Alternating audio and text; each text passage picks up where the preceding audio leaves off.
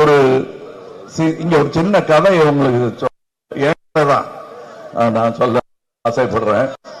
நானும் இப்ப இந்த தொகுதியில இன்னொருத்தர் நிக்கிறார் இல்லையா, அது மாதிரி நான் சின்ன வயசுலயே சினிமாக்கு வந்தவன் தான். அதனால எல்லா நட்சத்திரங்களையும் எனக்கு தெரியும். ஆனா ஐயான்னு தான் கூப்பிடுவேன், யாரை அங்கிள்னு கூப்பிட்டது கிடையாது நான். ஆனா அவங்கெல்லாம் எம்ஜிஆர் இருப்பாரு, சிவாஜி இருப்பாரு, அவங்கெல்லாம் எல்லாருமே நடிகர் திலகம் வர்றாரு, மக்கள் திலகம் வர்றாருன்னு தான் சொல்லுவாங்க. நானும் அப்படியே பழகிட்டேன். எம்ஜிஆர் வர்றாருமாங்க, இல்ல சிவாஜி வர்றாருமாங்க. அதுக்கு மேல அவங்க கிட்ட நான் மடியெல்லாம் தூக்கி வச்சுக்கிட்டா கூட அதிக உரிமை எடுத்துக்க மாட்டேன் நான். நல்ல வேலை அப்ப அவர் சொல்லும் போது என்ன இப்படி சொல்றாரு, அவர் வச்சிருந்தது தானே நான் செஞ்சேன், இவர் என்னத்துக்கு சொல்றாரு, என்ன பொறாமையா இருக்குமோ அப்படின்லாம் சின்னத்தனமா நினைச்சேன் நான். ஆனா இன்னைக்கு தான் புரியுது, அவர் சொன்னதை உடனே நான் கேட்டுட்டேன். அப்படி கேட்காம இருந்திருந்தேன்னா இன்னைக்கு நடக்கிற எல்லா சம்பாவிதங்களும் என் தலையில அன்னைக்கு விழுந்திருக்கும். போலீஸ்காரரே ஒருத்தர் சிரிக்க முடியாம சிரிச்சிட்டு இருக்காரு. அது நல்ல புத்தி எனக்கு இருந்தது. அதாவது எல்லா கூட்டத்திலையுமே கொஞ்சம் விலகி வேலி தாண்ட ஆடுகள் இருக்கத்தான் செய்யும். ஒரு நல்லவர் இன்று இல்லை கூட, அவர் பேரு கென்னடி.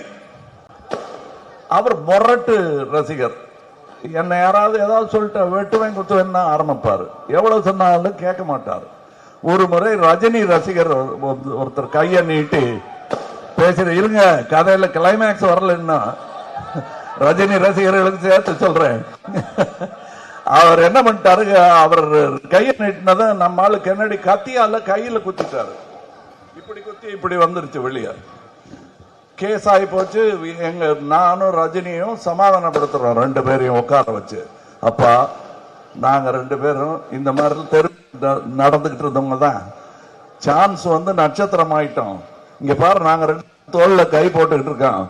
சினிமாங்கிறது வேற, நட்புங்கிறது வேற, இத புரிஞ்சுக்குங்க நீங்க அப்படின்னு சொல்லிட்டு சாரி கேளுன்னு சொன்னேன் நானு. ரொம்ப வெக்கமா போச்சுன்னேன் அப்படின்னாரு கென்னடி. அவர் என்ன விட அவரையும் என்னையும் வச்சுமே அபூர்வ சோதனைகள் எடுத்திருக்கலாம், அவ்வளவு உயரம் அவரு. அப்ப நான் என்ன பண்ண, எனக்கு ஏதாவது தண்டனை கொடுக்க அப்படின்னு நான் சொன்னேன். சரி, இதுக்கு நேர் எதிர்மாறா மாறணும்னா நீ போலீஸ்ல சேரு, நான் சேர்த்து விடுறேன். அவர் போலீஸ்காரனா தான் செத்து போனாரு தூத்துக்குடியில. ஆனா தொப்பி போட்டுக்கிட்டு என் ரசிகர்னு வெளியே சொல்லிக்க முடியாது. அதனால அவர் சொல்லல. இந்த கதையை என்ன சொல்றேன்னா, ஒரு தலைவனுக்கு அந்த கடமை இருக்கிறது, தொண்டனுக்கு அப்படிப்பட்ட ஒரு தலைவன் கிடைக்க வேண்டியது முக்கியம். சினிமா பளபளப்புல தொண்டர்கள் கிடைச்சிருவாங்க, ரசிகர்கள் கிடைச்சிருவாங்க. ஆனால் அவங்கள டிக்கெட் மாத்திரம் வாங்கிட்டோம்னா அது ஒரு துரோகம் மாதிரியே எனக்கு தோணுச்சு. உங்களுக்கு புரியுதுங்களா? அதனாலதான் சில விஷயங்கள் பார்த்ததும் இவர்களை எல்லாத்தையும் 40 வருடமா அர்ப்பணி மன்றத்து தோழராக மாற்றிவிட்டேன். 40 வருஷம். அப்ப இந்த மாதிரி வீரா வேஷமா வேலி மேல ஏறி செவரை தாண்டி குதிச்சவங்க எல்லாம் இன்னைக்கு தலைவர்களா நின்றுட்டு இருக்காங்க, பெரிய மனுஷங்களா நின்றுட்டு இருக்காங்க. அது அப்பவே சொல்லுவேன், விளையாடாதீங்க. நீங்க விசில் அடிச்சாங்க குஞ்சுகள்ங்கிற பேர் மட்டும் தான் வரும். அப்ப அப்படித்தான் சொல்லுவாங்க எங்களை, விசில் அடிச்சாங்க குஞ்சுகளை வச்சுக்கிட்டு. இவங்க எல்லாம் என்ன யாரு இவனுங்க எல்லாம் சொல்றது, ரஜினி சாரையும் என்னையும். புரியுதுங்களா? அந்த மரியாதையில இருந்து இன்னைக்கு ரஜினி சார் கமல் சார்னு சொல்றதுக்கு நீங்கெல்லாம் காரணமா இருந்திருக்கீங்க.